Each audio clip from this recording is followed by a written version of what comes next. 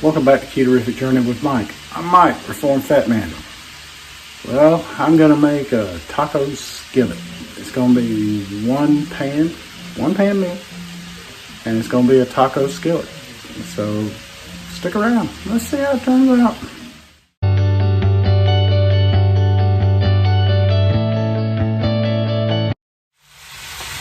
Okay, I got a package of ground beef.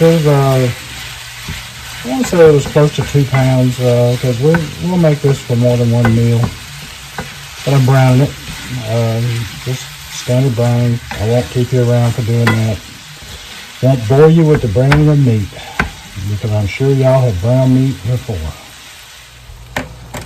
So I've browned this meat and I took a lot of the fat out of it and I've added in.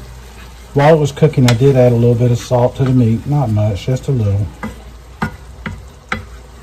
And after taking out a lot of the fat, I have put in taco seasoning and some water. And now I'm mixing it in. Now the taco seasoning, it was a homemade seasoning of mine. And it's the equivalent of 2 pouches, since I've got roughly 2 pounds of meat here.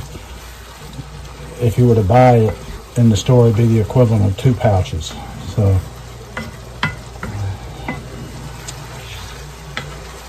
this is browning up and mixing up nicely. Might need to add a little more water, not sure.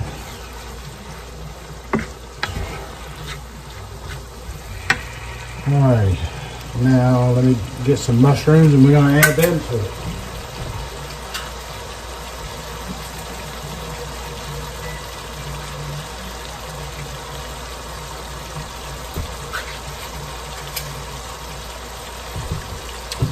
Got a can of mushrooms because it's just mushrooms, water, and salt that's in there.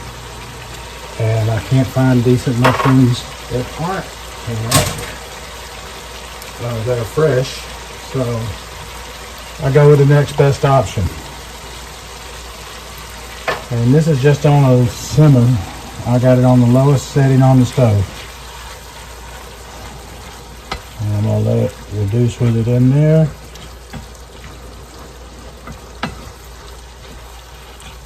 Stir this all in, let it just start to get all melded together.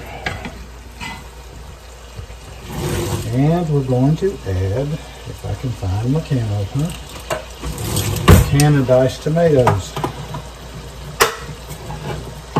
And I'm going to drain them as well.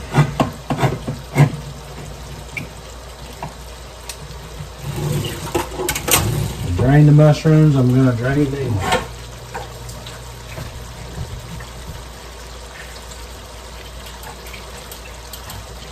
Even draining them, you're not going to get all of the juice out of it, but you want to get as much of it as you can out because you don't need that much watery substance in there because you want it to thicken up. Now if I can just get the lid to come out. Here, there we go. Alrighty, starting to work.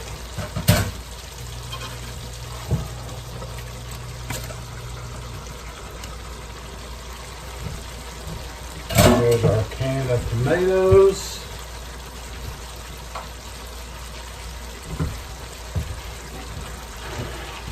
And that was a can that I just got from Aldi. They have a decent carb count on their tomatoes, so I get it.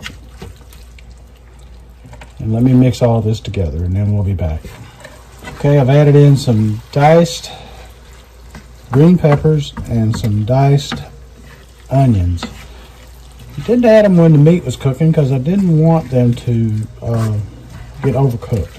I want them to remain a little bit cooked, undercooked. I want them to, they're going to get plenty of cooking doing it this way, and they would just turn to mush if they cook too much. And I did not want that. I want it to have a little bit of bite to it still. Not a lot, just a little. I'm going to turn this heat up a little bit. It does need a little more water.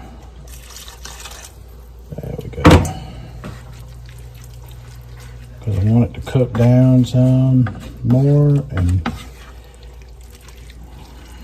if you can let it cook down good, the taco seasoning will really start to come out in it, and it will smell magnificent and taste even better than it smells.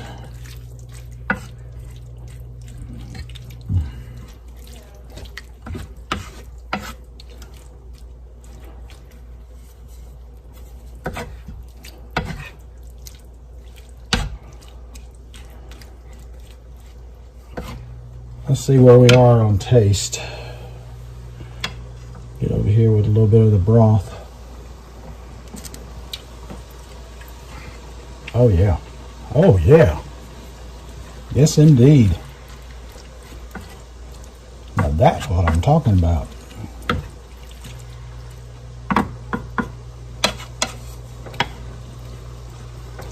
We are going to add cheese to this too. And we're just going to let this cook down now. And then we'll add the cheese to it. So be back after this is cooked down. Okay, you can see it's reduced down nicely. Real pleased with how it reduced. Let me turn this fan on so you can hear me. And I'm going to add the cheese.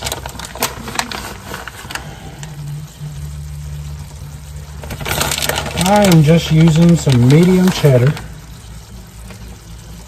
because that's what I've got.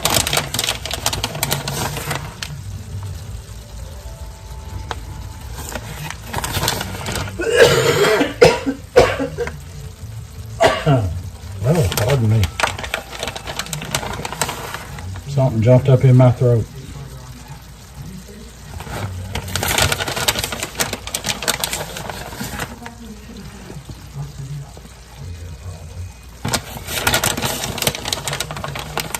I've turned the stove off. I just want it to melt. The heat of it will melt it just fine.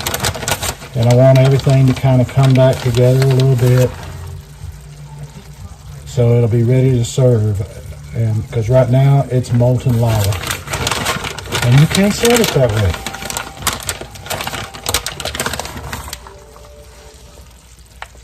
And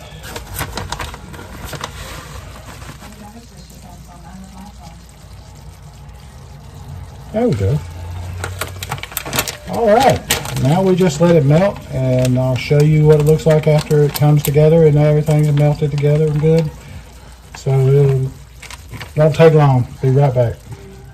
So I've not only taken it, turned the heat off. I have an electric stove, so there's residual heat, and it'll stay in there for a while for it to wait to cool down. But I've removed it from the heat too. You can see it's melted in nicely. Everything has come back together, and this is going to be wonderful.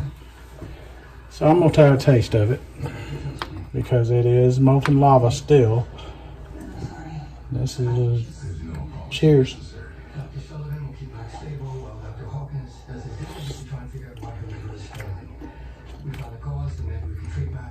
I'm telling you, that's good. That is really good. I hope y'all will give this a try, and I think you'll love it. It's a one-pot thing. I love one-pot cooking, and this is one pot, or one pan in this case. So until the next time, this is Mike at Ketorific Journey saying, let's be careful out there.